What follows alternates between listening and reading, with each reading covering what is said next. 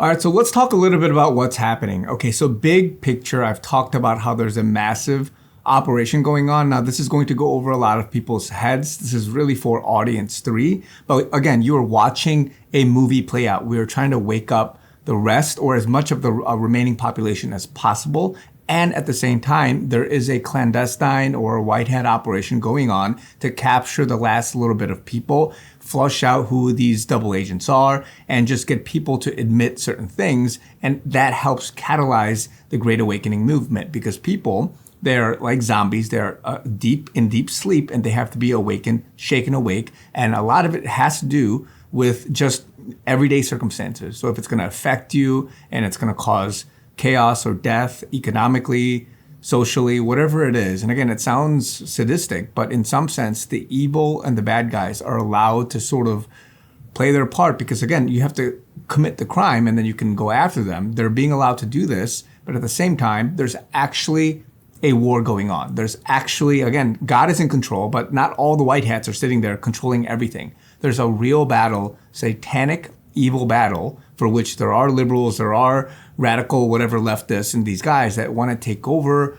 the country, the White House. They want to get this quote unquote election that's happening. Again, we're in continuity of government. We are in some kind of devolution. There's something else going on. These last 4 years were odd, right? This Biden is not the real Biden, all that stuff. Again, we don't have to talk about quote unquote that conspiracy, but something's going on there. But right now, what's happening for the next month is that there's an election. Trump has to be quote unquote restored. Again, I'm not going to get into the law of war manual and all this stuff and what it means, but basically we need to allow the people to recognize by themselves that we need to take this country back. And by this country, I mean America, for which then it goes to other countries across the world. And basically in the name of freedom, then when they do that, they wake up not only to ethical, moral issues of the right side. And again, by right, I mean even conservative and anti, the left stuff, the woke stuff, but also awaken to God, to Christ, and know who he is, whether it's Christianity, however you want to put it, but basically your faith in knowing that you got to be a born again believer. You have to know him, and God is bringing his people, the body of Christ, back to him. And so all of this is being played out, practically speaking, but also to each their own, at their own scale and speed, they are waking up. And so I want to just say this next month is going to be a hard battle. And so even right now, as we are looking at things like the hurricane that's coming, Hurricane Helene just came about, and now we're seeing Milton, and we're seeing many more things. All of this is to disrupt what basically is the peace of these, if you want to say red states, if you want to say even the swing states, again, immigration on one front. Now you got natural, quote unquote, weather disasters on the other front. And they're using these technologies to allow us to be flustered. So we're not going to go to the vote boxes. We're not going to vote in time. We're not going to do these things, either push the election out entirely or continue doing these things strategically everywhere for a reason. And so part of that is the election, and part of that is for other things. We saw Lahaina, the Maui fires. Now people are coming out with what's happening in North Carolina and that whole area with the lithium mines and all of that and much more. And so I want to quickly show this video. I think this video by Reese Reports does a good job quickly explaining some history and to introduce you to the idea that if you research all of this stuff about weather control, weather manipulation, these secret weapons of mass destruction or these crazy technology weapons are there, whether it's lasers for Maui and Lahaina or this stuff for which you can create certain things. You can create earthquakes, you can steer hurricanes, cloud seed them and all that. So let's quickly take a look at this video. We have had the technology to create, control, and steer hurricanes for decades. Project Cirrus is the first official attempt to modify a hurricane. It was run by General Electric with the support of the U.S. military. The official theory was that by changing the temperature outside the eye wall of a hurricane, which they did by seeding the clouds with various compounds such as silver iodide, a decrease in strong winds will result. On October 13, 1947, Project Cirrus targeted a hurricane heading out to sea. Approximately 180 pounds of dry ice was dropped into the clouds. The crew then reported a pronounced modification of the cloud deck, and the hurricane abruptly changed direction and made landfall near Savannah, Georgia. The public blamed the government. Irving Langmuir, who pioneered General Electric's atmospheric research department and admitted that the project was about learning how to weaponize the weather, also claimed the reversal of the hurricane had been caused by Project Cirrus. But the government denied it for 12 years. After a short delay, the project officially continued, and in 1965, Project Storm Fury had targeted Hurricane Betsy for seeding. On that day, the storm immediately changed direction and made landfall in southern Florida. Congress blamed it on Project Storm Fury, but the government claimed that the hurricane shifted before they ever had a chance to seed it. And after 2 months of congressional hearings, the project was allowed to continue. In 1997, U.S. Defense Secretary William Cohen admitted we have the technology to control the weather, including earthquakes and volcanoes. The U.S. government has placed gag orders on employees of the National Weather Service.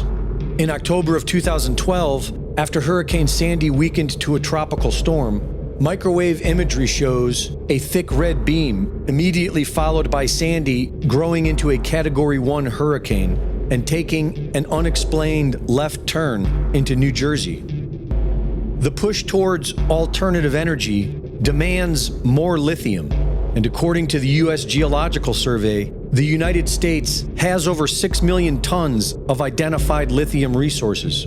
The majority of this lithium has been identified in Kings Mountain, North Carolina. Kings Mountain is believed to have one of the largest resources in the world, but the biggest problem is that people live there, and they don't want their quiet towns turned into lithium mines. People in Cherville have been pushing against a proposed lithium mine for the last several years, but everyone we spoke with here said it's too divisive of an issue to share their opinion on camera.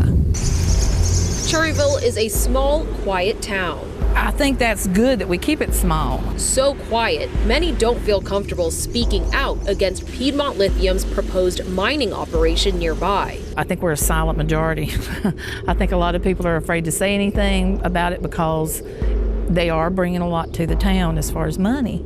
Last year, the Department of Defense entered a $90 million agreement with Albemarle Corporation to increase domestic production of lithium for the nation's battery supply chain, specifically from Kings Mountain, North Carolina, starting by 2025. This is the same area experiencing what is being described as biblical floods. While the federal government spends billions on foreign wars and illegal immigrants, they simply cannot be bothered with the health and well-being of the American people, especially those living on coveted mineral-rich land. And so again, a lot of people have been tracking certain flights, right? A lot of people will say that the NOAA flights that have been circling, they're just weather, planes and all that. But if you look at what's happening, they're making certain odd movements, and who knows if they're cloud seeding, who knows if they're just monitoring. But the question people are asking is what's really going on here, because it's very strange. So again, I don't want to spend too much time here on this, but what they are doing in the sense of attacking or possibly using this. And again, I'm not trying to say that this is what that is. Of course, there's natural hurricanes, but if they want to intensify and cause disruption, this is, if you haven't heard, Milton is one of the worst that's going to come towards the Tampa Bay Area and just the west coast of Florida. People in 20, 30 years have never seen anything like this. In the warnings that were given and all of that, people are evacuating, they're moving, they're being displaced. And it's causing chaos in this area. And then it's going to have a trickle-down effect up to Georgia and the other states as people move and migrate and do all this stuff. Who knows what the next thing is? And so again, this October already, just not even a quarter in, is going crazy in a sense. And so who knows how else they're going to attack certain swing states, because again, a lot of it has to do with the election and with Trump and him coming back, as well as, and again, I say coming back, if you know, But from an audience two perspective, those that are trying to connect the dots in this current reality of what you see on the outside, you're trying to think deeper and know that there are people that are against Trump and for Trump, and how do you affect the election and all that stuff? How do you hide it? You can use weather, you can use other things that look coincidental or natural, and you're using it for your own purpose to disrupt this whole piece of what's happening. So again, it may be pushed out. They may end up doing other things. But once this hits and just a lot of destruction happens, just like with what Helene was, and maybe other ones that are coming. I think there's a couple other hurricanes in the Atlantic right now that are kind of brewing, and maybe in 5-10 days, it's going to be something else.